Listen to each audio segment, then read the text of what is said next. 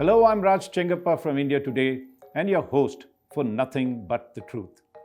Every week, we will deal with key issues of concern and bring you perspectives and clarity on why these matter to you and the one clear truth that emerges from it. Many of you may recall the Aryan Khan case. This was the case when the son of Shah Rukh Khan, the famous Bollywood star, Aryan Khan, was arrested for possessing drugs, illicit drugs, as well as being part of an international drug trafficking syndicate. Aryan Khan was arrested and put in jail for 26 days before he got bail. It would take 8 months for the Narcotics Control Bureau to say that there were no charges against Aryan Khan and he was set free. This then is the inside story of why the charges against Aryan Khan were dropped and what are the big lessons we can learn out of it, especially amending the narcotics law.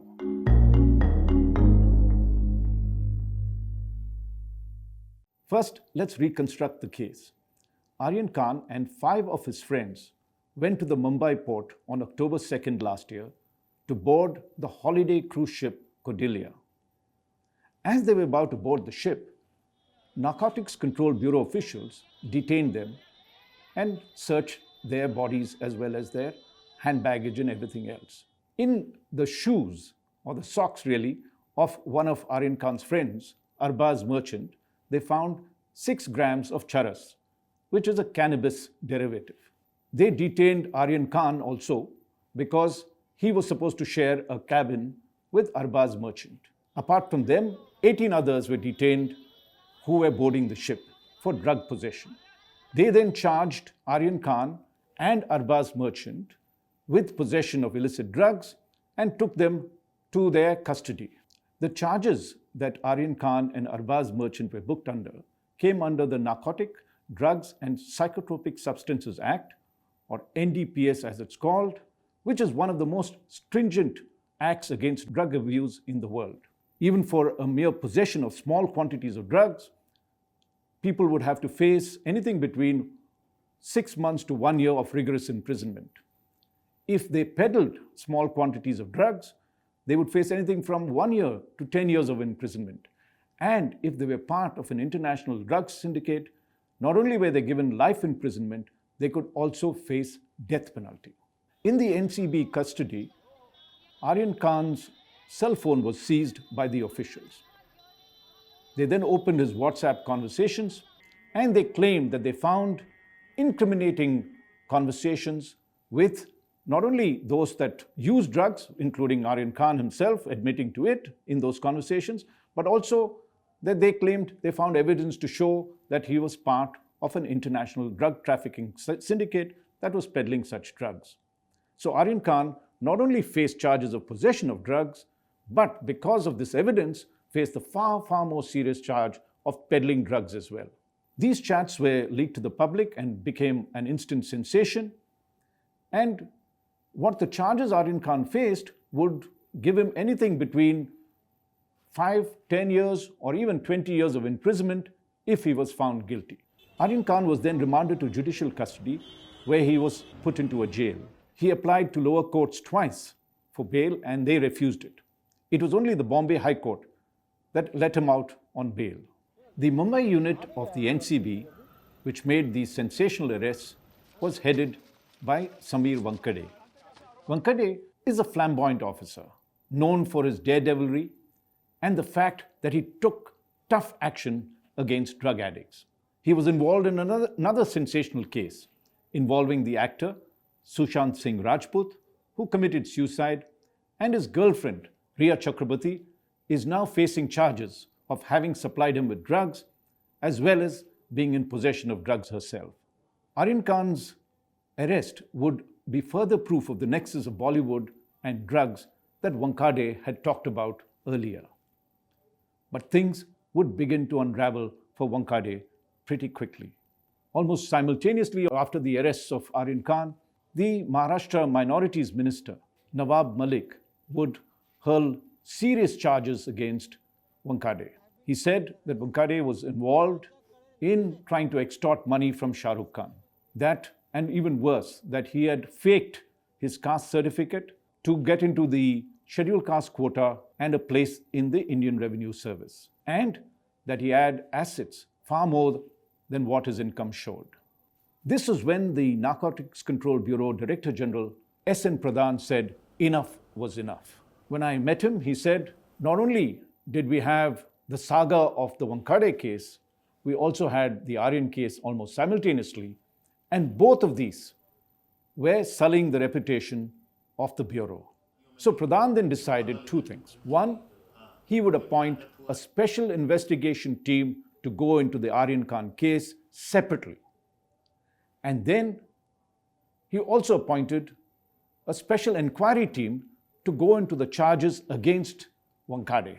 What the findings of these two teams would do, particularly the special investigation team, would change the course of how we would deal with drug addicts, because the NCB took some courageous decisions, which I will talk about shortly. The turning point of the Aryan Khan case came on November 12th, when Sanjay Singh, who headed the special investigation team to go into the case, summoned the young man for interrogation.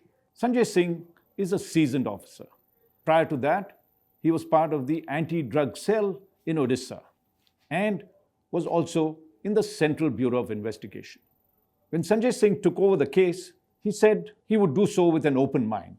And when he met Aryan Khan, he said, come to the guest house at a secret place outside Mumbai, because he knew the kind of attention that Aryan Khan would draw, and if he summoned him publicly, there would be not only press but crowds gathering around the area, making the young boy uncomfortable. I spoke to Sanjay Singh about what happened during his interrogation with Aryan Khan. And Sanjay Singh told me that as soon as he met him, Aryan Khan posed a whole lot of discomforting questions to him. He started with saying, and he spoke in Hindi, he said, "Sir, why are you charging me with international drug trafficking and being part of a peddler when you know these charges are absurd? Why did you keep me 26 days in jail when you know that I had no possession of drugs at all? You have ruined my life and you have spoiled my career." Sanjay Singh was non-committal, but later on he would tell his colleagues that these questions pricked his conscience. Aryan Khan then surprised Sanjay Singh and his colleagues, who were interrogating him, by his knowledge of the Narcotics Act. Aryan said that he had picked up a copy when he was in NCB custody and read the Act thoroughly. And he went section by section to say, why are you charging me with international trafficking? Why are you charging me for possession of drugs? And all the sections that they had put against him, he said, all these they had no evidence for. Aryan Khan also went on to say that when he was in NCB custody, he noticed that the other accused that was there, though he had, say, 10 grams of drugs being in possession of him, was charged with a much higher possession, having a much higher amount of that drug. So when Singh asked him, why is this important? Aryan Khan said that under the Narcotics Act, that possession was very important to determine the amount of punishment. If, for instance, there was a small amount, it was a certain imprisonment term. If there was an intermediate amount, which was a little larger, but which could involve peddling, would involve a higher charge. And when it came to commercial trafficking, if you had large amounts of that, you could be charged with a much more serious offense. He also said that he had noticed that a lot of the accused were in some senses abused by the officials and even manhandled. But he said he faced no such assault on him, though there were certain amount of threats that the officials levied against him. When Sanjay Singh asked Aryan Khan to narrate his version right from the beginning, Aryan Khan said, and he admitted, that he took to the drug habit when he was in the US because he had trouble sleeping and someone had advised him that this would help him do so. But he made it very clear that where he was staying in California, the law allowed the use of cannabis. But when it came to the Indian part of his story, he was far more circumspect about the details he was revealing. At no place did he admit that he was consuming drugs in India. When confronted with a WhatsApp conversation with his friend Achit Kumar, where he is supposed to have said, since Achyut Kumar had owed him rupees 80,000 for a game that they were playing, Achyut could give part of that payment in the form of weed or cannabis. Aryan Khan denied it and said that if you asked Achyut, he was actually paying him money in installments and there was no drug or charas exchanged between them. Subsequently, when Sanjay Singh interrogated Achyut Kumar, and as did the earlier NCB officials, Achyut Kumar vouched that he had not given Aryan Khan any weed in return for what the money he owed him. While the interrogation of Aryan Khan went on for several hours, just before it began, his father, Shah Rukh Khan, had made a request that after his interrogation, he would like to meet Sanjay Singh. Sanjay Singh agreed because he had met the parents of other accused, and soon after the interrogation, Shah Rukh Khan came separately, and as Aryan Khan was in another room signing the statement that he had made, Shah Rukh Khan started speaking to Sanjay Singh. Shah Rukh Khan told Sanjay that ever since the arrest, Aryan Khan has not been sleeping properly, and many a time he had to go to his room and sleep with him in his bedroom so that he would not do anything that would hurt him. Shah Rukh Khan then questioned the role the NCB had played and told Sanjay Singh that these had a very negative impact on their lives. He said that we've been made out into monsters, and wherever we go, people decry us. We can't even do our jobs properly. Singh listened to Shah Rukh Khan patiently, and then towards the end, Shah Rukh Khan said, actually today, which was November 12th, is Aryan Khan's birthday. Sanjay Singh was immediately apologetic and said, look, if you had said so, we could have done this interrogation tomorrow. And Khan said, well, not to worry at all. And Sanjay said, let's offer him a cake. Shah Rukh Khan refused and said, look, you've given him the biggest gift, which is to listen to him patiently. After the interrogation of Aryan Khan and his meeting with Shah Rukh Khan, Sanjay Singh and his team went about looking at all the facts that had been uncovered earlier by the NCB Mumbai team. They interrogated also all the suspects and sifted all the evidence thoroughly and came up startlingly with several lapses that had weakened the case against Aryan Khan. The first major lapse which the SIT found was the charge against Aryan Khan of possession of drugs. The NCB team earlier that investigated the case said that Aryan Khan was in possession of the drugs because Arbaz Merchant, his friend, was found with 6 grams of charas in his socks just before entering the cruise ship. And because Arbaz Merchant was sharing a room with Aryan Khan, therefore Aryan Khan was supposed to also be in possession of the drug. This, according to NCB experts, is called conscious possession. When you know that someone has the drug and you're going to be with him, you are as liable as the person that holds that drug. But then, when they questioned Arbaz Merchant, and Arbaz Merchant had apparently, even the next day after they had been detained by the NCB in the original arrest that was made, had said that the drugs that he was carrying was meant only for himself, and that in fact Aryan Khan had warned him against carrying any drugs, saying that the NCB was active and to watch out for it. The moment Arbaz Merchant had said that Aryan Khan was not in the know that he was carrying drugs, and that the drugs that Arbaz was carrying was only meant for his consumption, the case should have been dropped. There was no way that Aryan Khan should have been arrested for possession of drugs. This was the first major lapse that the NCB did.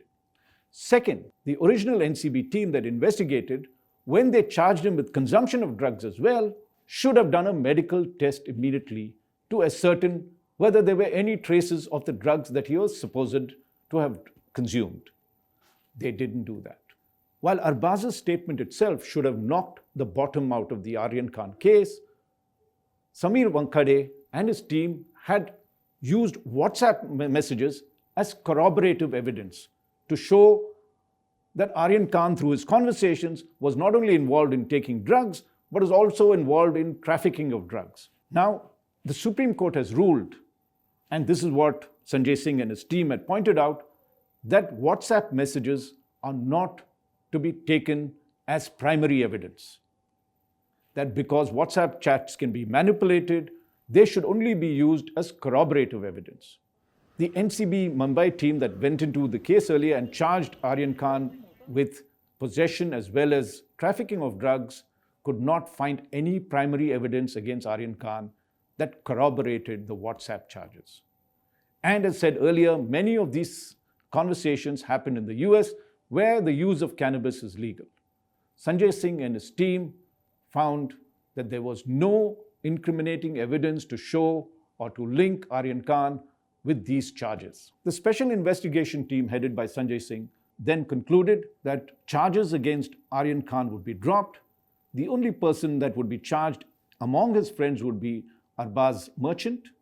Apart from that, there were 13 others unrelated to Khan who were also charged with possession of drugs, and the case could proceed against them.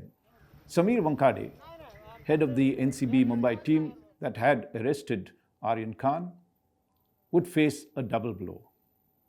Not only would the SIT find serious lapses in the way the team went about investigating the Cordelia Cruz case, but also the other inquiry, the Vigilance Inquiry into the charges of corruption and extortion against Wankade, would express serious concerns about some of the acts that he did. These are now being investigated, and Wankade is likely to face disciplinary action for those charges. So why is the Aryan Khan case so important? Are we just focusing on a celebrity and his release? Or is there a larger message? Aryan Khan's case is important because it represents the trials and tribulations of lakhs of our youngsters who have been caught possessing drugs and are facing jail sentences or terms. Every year, 70,000 people are arrested for either possession or trafficking of drugs, a majority of them just for usage. There is no one to help them out judicially as they languish in jails. So what are the big lessons that we can learn from the Aryan Khan case? I spoke to multiple experts, and these are some of the thoughts that they gave us. The first big lesson, of course, is that the Narcotics Control Bureau should stop going after consumers. These are low-hanging fruit.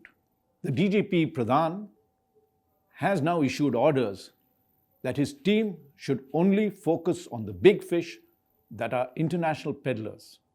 India has now become a major transit and trafficking point for illicit drugs. It is these big peddlers, these big syndicates, that he said that the NCB should go after.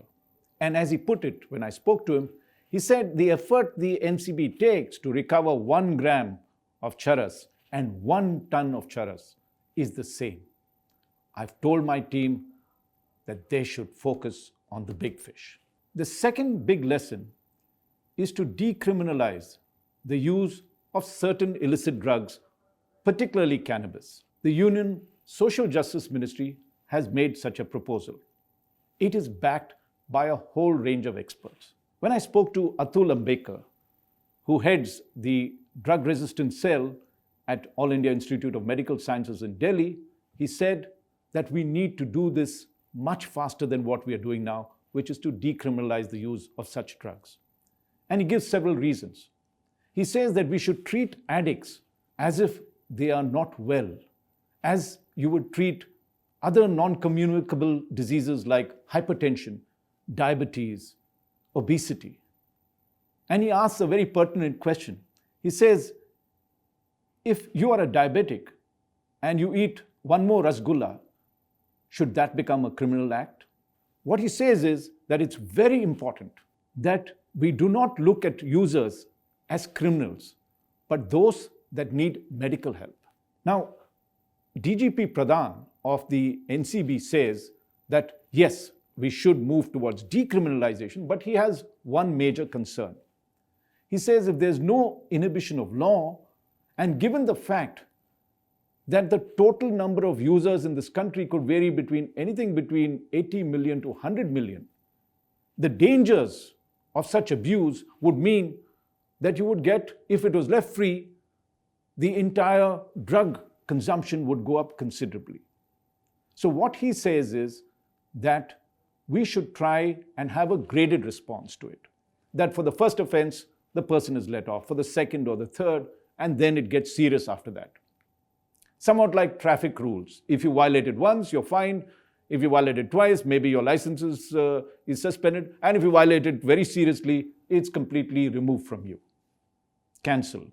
But experts, and particularly Dr. Pratima Murthy, who's the director of NIMHANS, a very prestigious institute in Bangalore, says in drug addiction, you cannot use the same principle. And the reason she says that is because drug addicts are prone to be going back to their habits. There are relapses, and relapses is the norm. So instead of threatening a person with criminal action, what you need to do, she says, is to reassure the user that he could go for medical treatment, that he could go home and be taken care of by his parents to get out of this habit, not the other way. It is a proven fact that countries that have decriminalized drugs have seen a reduction in usage. And Portugal is the prime example of that. In 2001, Portugal decriminalized drugs, particularly cannabis and others. And over the years, they saw a drop in drug consumption. But the lesson Portugal holds is that they just didn't decriminalize it. Simultaneously, they built health facilities, particularly drug rehabilitation centers that could take care of habits. Ambedkar of AIMS says that is the way to go. But he says, most importantly, apart from building awareness, you have also to use modern chemical technology that has come about, which has produced a lot of substitutes for the addicts. In Punjab particularly, where the problem is serious, the Punjab government has adopted this particular measure, where they have subsidized the cost of the synthetic drugs that when taken give a certain amount and slowly that the entire drug consumption is reduced, but wean the people away from the primary, more dangerous drug. This is something that India needs to look carefully, apart from a major awareness program right across the country. The Social Justice Ministry has set about doing that. They have Nasha Mukt Bharat Abhiyan, laudable program where almost 2.5 crore people have been given advice as to what are the dangers of drugs. And very interestingly, like the Narcotics Anonymous, they have combined the treatment by bringing in ex-drug addicts to advise the current drug addicts as to why they should give up. And this has been found to be very, very useful. So rather than sending our children who are susceptible to drugs, to prisons and jail sentences, it is time India altered the Drug Act and allowed these children treatment so that it would be a win-win situation for India.